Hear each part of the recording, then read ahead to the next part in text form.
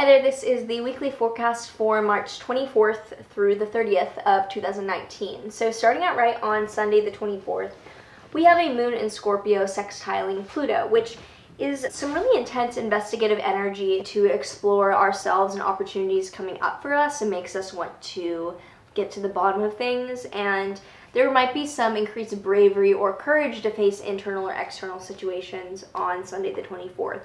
The moon will then oppose Mars and square Venus later on that day, so we could feel as if there's this outside combative force keeping us from being satisfied and getting what we want. Be careful not to be overly argumentative, definitely the risk for that with the moon opposing Mars, and possibility also of throwing kind of an adult temper tantrum with that square to Venus there as well, and feeling like we're acting from fear rather than security because we're scared of not getting what we want.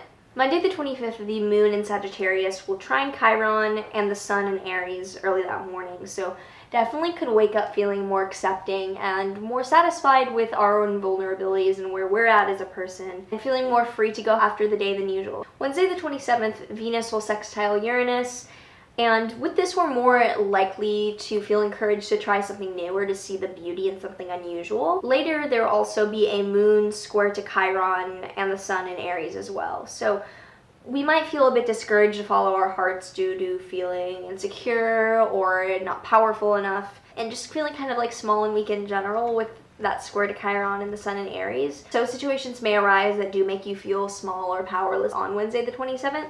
Thursday the 28th, Mercury stations direct in Pisces. Thank God, because this Mercury retrograde has been quite a miscommunication, delayed whirlwind of trying to speak when nothing is making any sense. So we're just beginning to untangle from the miscommunications and the madness. We're not like really ending all the murky energy right now. There is still a shadow to go through. Mercury is still in its debility and fall in Pisces.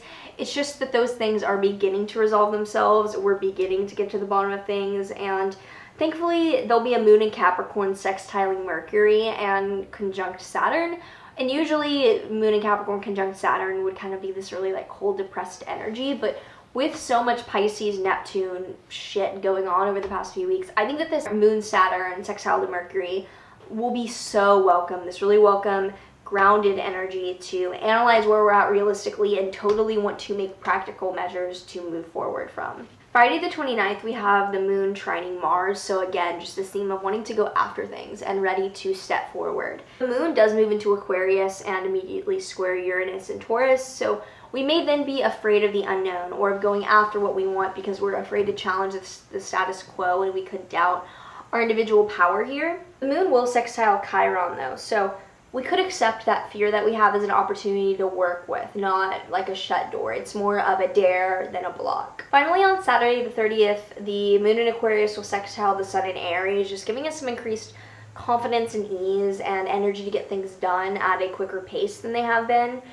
And Mars will enter Gemini, which totally ramps up the energy as well, going from Mars, which is slow and more laboring and doesn't really like to move, in Taurus, into this mutable air sign, the sign of chatter and talking. And it's a great Mars for getting thoughts out, of conversing, of working on more intellectual, left brain linear projects. It's much faster, much more driven change of pace from Mars and Taurus.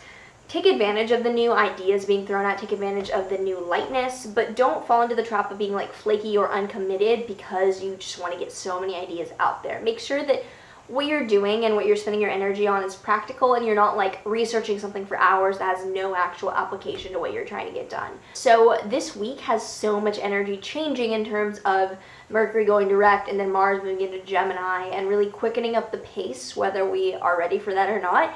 So I hope this is helpful. I do private consultations at the link below. Like, subscribe, do all the things, and I will see you soon.